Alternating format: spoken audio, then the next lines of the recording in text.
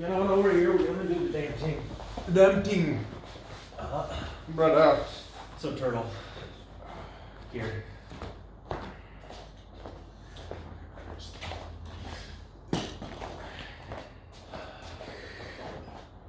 Okay, so I'm specifically talking about attacking closed turtle, where they have their knees and their elbows tightly connected. If he goes into a referee position, different move, different whole game, different whole thing we're doing here.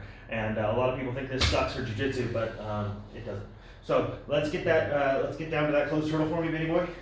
So really, the number one thing I like to do is, let's go this way just a bit. Is I put a so I always like to break people down to the hips if I can. I find it just simpler for me and my preferences. So I get a grip on the hip, and then I put my knee next to his knee so that he can't quit base his knee out wide, even though that doesn't matter too much in this particular situation. It works as a blocker. I post normally I'm gonna be kind of riding him up here until I go to hit this move. I drop, I get my knee in front of his knee, put my hand on the mat, get a hand on the hip, and then as I go to pull him over, I break him down to a hip.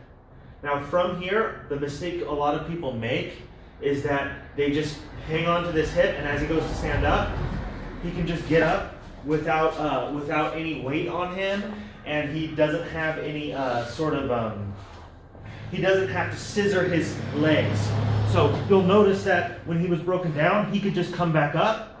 What we want to do is we want to force him to have to scissor his legs like that in order to come up. And the way you do that is simple. You just put weight over the head. So I come here, I'm riding him, cowboy ride, whatever. I decide I want to break him down. I come here, I break him down, and then I start to get onto the hips. So when I do this, I'm going to stay here. If he stays in this position, I'm going to start to do wrestling rides to him, where I can start to really easily take the back, or in MMA, do some mean shit to him. But now that I'm riding him, if he tries to sit up without scissoring his legs, it's very difficult. And I'm fat, but whatever.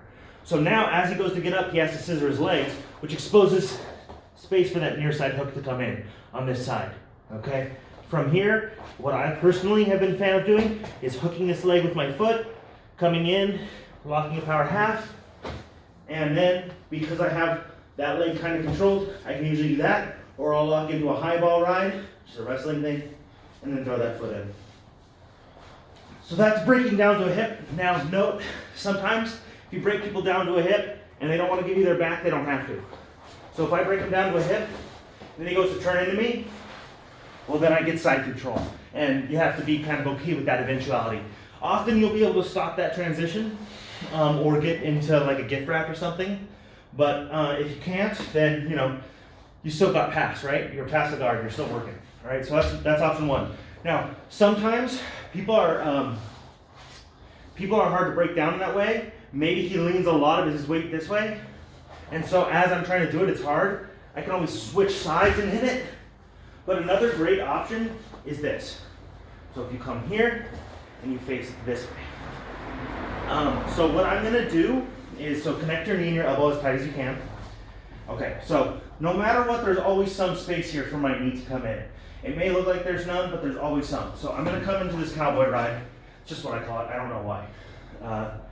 And I'm gonna try and get my knee in here. It doesn't need to be a lot of knee exposure, but I just need a little bit. And I can get in here, and I can start to pin this in, okay? From here, what I look to do is I look to expose the heel, which you don't have to do. But I always look to expose the heel and start to ride the knee here, like this, okay? So now I'm in a position where if he does go to roll, I can start to either reach for this or follow relatively easy. It's hard for him to roll though. He tries to roll, it's not so easy, okay? So I'm in a position where I've gotten knee penetration and I've gotten some space here between his knee and his hip, and I'm controlling this leg, okay? So go back to your knee elbow. So I penetrate this, and then usually what I look to do is extend this foot out so I can easily get a hook in. And now I'm in a situation where I have my hook. I'll come up, I'll hook this foot, I'll get to my power half, I'll break this down. If he starts to slide away to his back, it's not so easy because I have him extended because of the power half. I can then throw my hook in. So one more time from my good side this time. So turtle facing this way. come in here, I'm cowboy riding this dude, I get my knee in, and I start to look to isolate this leg. It creates a torque and he feels very uncomfortable. If he starts to run away and stuff, then it makes it really easy for me to break him down. But most of the time people, when you get in here and they try and keep this connection as best they can. So I'm gonna get in here, I start to look to isolate that. Personally, I like having a hand posted, and I'm isolating this ankle, whatever. From here, it's pretty easy to get a hook in, come in, get your wrist, get your power half, whatever your preference is. If he goes to roll, once you have this hook in this wrist, you gotta roll that way. It's really easy to follow through. We're not gonna do it because we don't have the space, but that's what I like to do. I finish my breakdowns with a power half. A lot of times people make the mistake of when they use a power half. So if I'm here and here and I get this power half, they use a very light power half. So as I fall through, he can put his back on the floor. The way to stop that is I need his body extended. So if you come this way just a bit, I need his body extended. So I get my hook in. That's why I really like having this little thing. It gives me just a little bit of additional control and security. So stay strong, Ben.